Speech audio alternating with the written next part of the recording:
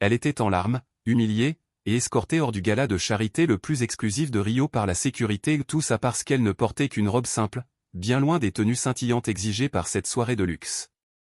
Mais quelques instants plus tard, quand son mari milliardaire fit son entrée, les visages moqueurs des mondaines se figèrent dans une horreur glaciale. Ce qui se passa ensuite laissa toute la salle sans voix. Marina avait franchi les portes dorées du palais Copacabana avec détermination. Elle était en retard. Le discours de Roberto allait commencer dans quelques minutes, et elle devait le trouver. Mais à peine avait-elle mis un pied dans la salle qu'elle sentit le changement dans l'air, un frisson de mépris déguisé. Les regards se tournaient déjà, tranchants, évaluateurs. Sa robe bleu marine, élégante mais sobre, tranchait dans cet océan de diamants et de haute couture. « Qui l'a laissé entrer ?» murmura une femme aux lèvres écarlates, esquissant un sourire narquois. Marina serra son sac plus fort. Son cœur battait, mais son pas restait sûr. Il ne savait pas.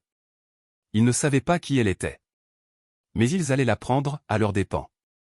Elle fendit la foule à la recherche du visage familier de Roberto. Les parfums coûteux se mêlaient aux bulles de champagne, les serveurs glissant entre les invités en uniforme immaculé.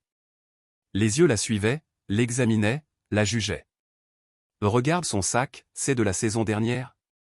chuchota une femme en robe rouge à sequins, assez fort pour être entendue. Sa compagne, couverte de perles, étouffa un rire derrière sa flûte de champagne. Marina redressa les épaules et leva le menton. Elle n'avait pas honte. Mais les regards insistants lui faisaient rougir les joues. Elle s'avança vers le grand escalier menant à la section VIP là où devait se trouver Roberto. C'est alors qu'une femme blonde, grande, dans une robe de créateur, lui barra la route. C'était Veronica Mendes, épouse d'un banquier influent et autoproclamée reine de la scène mondaine de Rio. « Excusez-moi » dit Marina poliment en tentant de passer. Veronica la détailla de haut en bas, un sourire cruel sur les lèvres. « Cette zone est réservée aux invités. L'entrée du personnel est à l'arrière. » Le cœur de Marina s'emballa. « Je ne suis pas du personnel. Je suis ici pour le gala. »« Vraiment » répondit Veronica, sa voix dégoulinante de mépris. « Avez-vous seulement une invitation ?» Autour d'elle, les conversations s'interrompaient. Tous les regards convergeaient vers elle. « Oui » répondit Marina en cherchant dans son sac. Mais une amie de Veronica, une femme filiforme au sourire figé par le botox, s'interposa. « Veronica, ne perds pas ton temps. Elle a probablement réussi à entrer pour voler quelque chose. La sécurité devrait faire plus attention à qui elle laisse passer, de nos jours. » La lumière des lustres semblait tout à coup trop vive. Le silence pesait. Marina n'entendait plus que les battements de son propre cœur.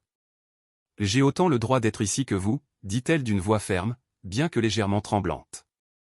Veronica éclata d'un rire sec et cruel. « Regarde autour de toi. Cette soirée coûte $10 000 le billet. Les gens comme toi n'ont rien à faire ici. » Elle désigna la robe de Marina. « C'est quoi, ça? Target? Walmart ?» Des rires s'élevèrent dans la foule. « Mes vêtements ne définissent pas qui je suis, » murmura Marina. « Oh mais si, » répondit Veronica, son ton soudain tranchant.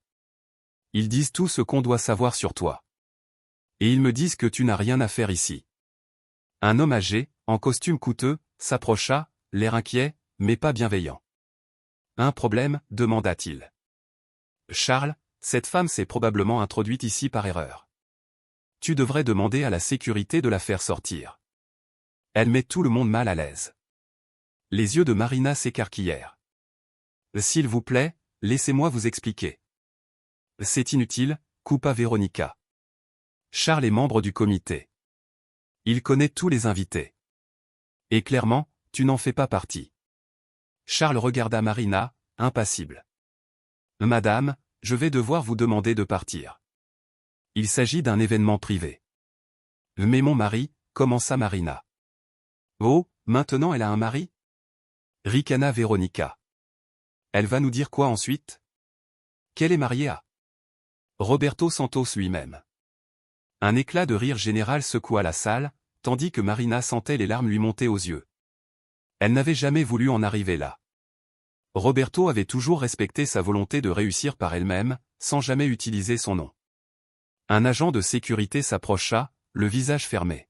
« Madame, je dois vous raccompagner dehors. » La pièce sembla tourner autour d'elle, les regards accusateurs la transperçant de toutes parts. Ses joues s'enflammèrent sous la honte, alors que le garde lui attrapait doucement le bras. « S'il vous plaît, » murmura-t-elle, une larme glissant sur sa joue. « C'est une erreur. » « La seule erreur, c'était de te laisser entrer, » lança Véronica d'une voix glaciale. « Faites-la passer par l'entrée de service. C'est plus approprié. » Alors que le garde commençait à l'éloigner, Marina entendit des bribes de conversation, chuchotées mais tranchantes. « Tu as vu l'audace ? Elle pensait vraiment pouvoir venir habillée comme ça ? Certainement en quête d'un mari riche. » Les épaules de Marina s'affaissèrent. Les larmes coulaient librement maintenant. Ce moment devait être le plus grand de sa fondation, mais tout s'effondrait. Et pourtant, ce qui se passa ensuite laissa toute la salle, sans voix. Les portes principales du grand hall s'ouvrirent avec fracas, dans un claquement net et précis. Un silence de plomb s'abattit instantanément. Le tintement des couverts s'arrêta. Les conversations moururent dans les gorges. Chaque regard se tourna, hypnotisé, vers l'entrée. Roberto Santos. Son costume noir, taillé sur mesure, semblait mouler sur lui comme une seconde peau. Chaque détail respirait l'élégance inaccessible. Il ne se pressait pas. Il n'en avait pas besoin. Le monde s'adaptait à son rythme. Ses yeux sombres balayèrent la pièce avec une précision tranchante. Et en quelques secondes, ils se posèrent sur elle. Marina. Toujours tenue par le garde. Des larmes silencieuses coulant sur son visage. Mais son dos restait droit. Inébranlable. Le regard de Roberto se durcit. Un frisson parcourut la salle. Le garde relâcha Marina comme s'il venait de toucher un câble sous tension. L'atmosphère changea. Une tension électrique se propagea comme une traînée de poudre. Les invités les plus attentifs le comprirent immédiatement. Quelque chose allait éclater. Véronica recula instinctivement. Charles s'éclaircit la gorge, tentant de sauver la face mais la sueur sur son front le trahissait. Roberto n'éleva pas la voix. Il ajusta calmement ses manches. Des gestes lents. Précis. D'une dangerosité glaciale. Puis enfin, il parla. Bas. Maîtrisé. Aussi tranchant qu'un éclat de verre. Est-ce que quelqu'un peut m'expliquer ce qui se passe ici ? Le poids de ces mots fit frissonner la salle. Véronica ouvrit la bouche, sans qu'aucun son n'en sorte.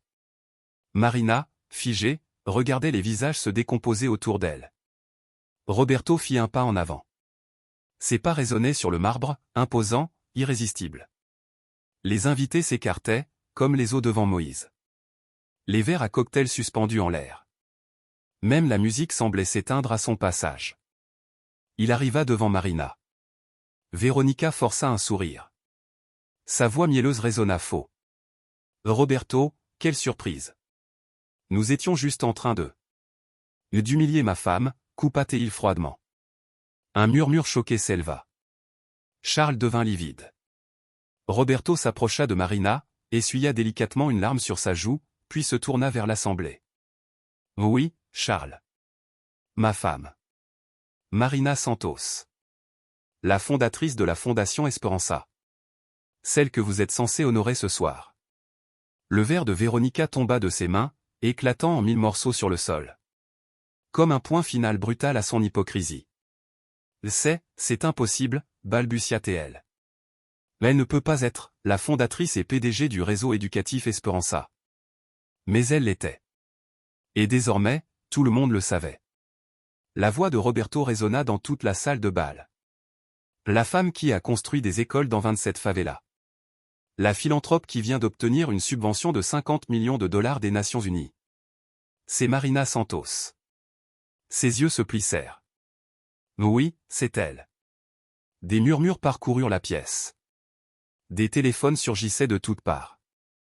Les invités filmaient ce qui s'annonçait comme un moment inoubliable. Mais Roberto n'en avait pas terminé.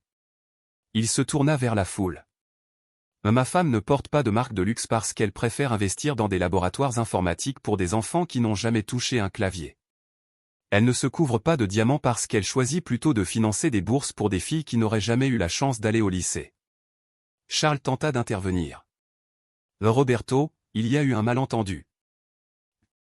Le seul malentendu, coupa Roberto, c'est de croire que la valeur d'une personne se mesure à son apparence. Une erreur à laquelle ce conseil semble tristement habitué. La coordinatrice de l'événement accourut, le visage livide. Monsieur Santos, nous vous présentons nos plus sincères excuses. Nous ne savions pas.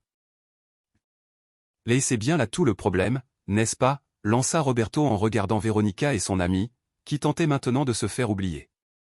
Vous ne saviez pas que la femme que vous avez qualifiée de perdue est en réalité la propriétaire de cet hôtel. Le choc fut immédiat.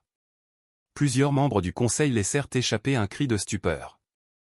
C'est exact, continua Roberto. Marina et moi avons racheté le Copacabana Palace l'année dernière. Nous pensions qu'il serait un lieu digne pour les projets de sa fondation. Mais aujourd'hui, je me demande si certains membres du conseil partagent réellement nos valeurs. Charles s'essuya le front, trempé de sueur. Roberto, je vous assure que... Vos assurances ne valent rien, trancha Roberto. Pas après que ma femme a été escortée vers la sortie de son propre bâtiment. Une femme âgée, au port noble, s'avança alors. C'était Donna Isabella Vasquez, la philanthrope la plus respectée de Rio. Marina, ma chérie, je ne savais pas que tu étais arrivée. Viens, ta place t'attend à la table d'honneur. Elle lança un regard glacé à Véronica. Il semble que certaines personnes aient besoin d'une remise à niveau, en savoir-vivre et en reconnaissance.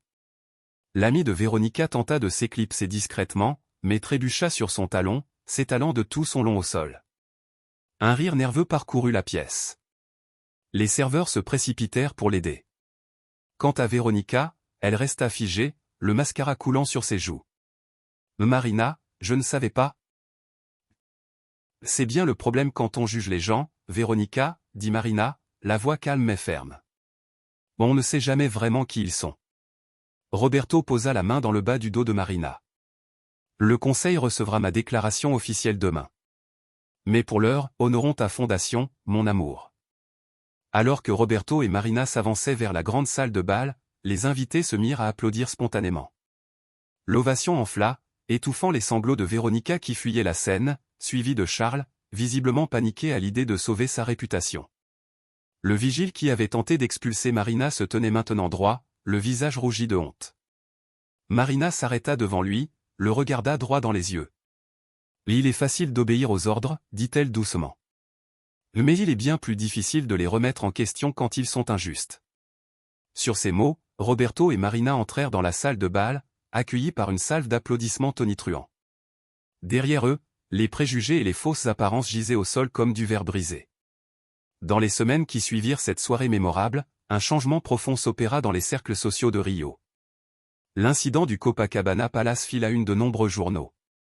On y dénonçait les jugements hâtifs et les discriminations, en prenant cette histoire comme exemple révélateur. Beaucoup de lecteurs s'y reconnurent. Et Marina, depuis son bureau, observa cette transformation avec une sérénité silencieuse. Alors qu'elle examinait les nouveaux projets de sa fondation, Marina jeta un regard par la fenêtre. Elle aperçut des enfants qui jouaient dans le tout nouveau centre communautaire. Sa réponse au scandale n'avait pas été la vengeance, mais quelque chose de bien plus puissant, un engagement plus profond et porteur de sens. « Madame, vous avez une visiteuse » annonça calmement son assistante. Véronica entra. Méconnaissable. Plus aucun des bijoux clinquants qu'elle arborait autrefois. Ses yeux, jadis arrogants, fuyaient maintenant le regard, fixant le sol comme une enfant prise en faute. « Je suis venue pour être bénévole, si vous voulez bien m'accepter, » murmura-t-elle, la voix tremblante. Marina l'observa un instant.